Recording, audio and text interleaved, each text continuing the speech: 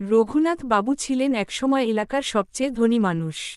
কয়েক বিঘা জমি, পাকা বাড়ি, গরু গাড়ি, চাকর বাকর সবই ছিল তার। মানুষ তাকে সম্মান করত, কাজ নিয়ে আসত, তার কথাই ছিল শেষ কথা। ছেলে মেয়েদের ভালো স্কুলে পড়িয়েছিলেন, বড় করে তুলেছিলেন। কিন্তু ধন সম্পদের মাঝে অহংকারও গড়ে উঠেছিল তার মনে।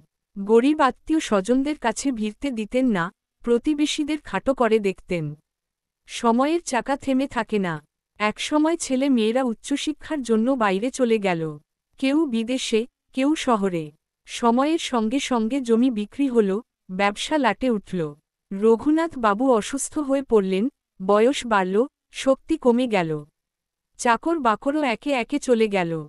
শেষ পর্যন্ত তিনি এসে উঠলেন গ্রামের এক কোণে ছোট্ট একটি কুঁড়ে ঘরে, একসময় যেখানে তার কাজের লোক থাকত। ভাঙা চাল, কাদামাটি মেঝে, জীর্ণ খাট, এক কোণে কিছু পাকানো কাপড়। আশ্চর্য, এই মানুষটি একসময় রাজপ্রাসাদে বাস করতেন। পাড়ার লোকেরা এখন তাকে দেখে অবাক হয়। কেউ কেউ করুণা করে, কেউ অবহেলা। কিন্তু তিনি কারো কাছে হাত পাতেন না। চোখে দুঃখ নেই, শুধু শান্ত স্বীকারোক্তি, সবই সময়ের খেলা। একদিন তার শহর ফেরত ছেলে এল, দামি গাড়ি করে। বাবাকে দেখে কিছুটা লজ্জা পেল, বলল, চলো বাবা, শহরে নিয়ে যাব। রঘুনাথ বাবু শান্ত গলায় বললেন, এখানেই আমার শেষ ঠিকানা।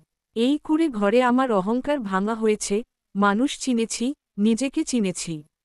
ছেলে স্তব্ধ হয়ে গেল। বুঝল, যে শিক্ষা সে বড় বড় ডিগ্রিতে পায়নি, সেই শিক্ষা পেয়েছেন তার বাবা এই কুঁড়ে ঘরে। রঘুনাথ বাবুর এই কুঁড়ে ঘর আমাদের জীবনের একটি বড় শিক্ষা দেয়। ধন সম্পদ চিরস্থায়ী নয়, অহংকার ক্ষণস্থায়ী, কিন্তু বিনয় ও আত্মজ্ঞান মানুষকে সত্যিকারের ধনী করে তোলে।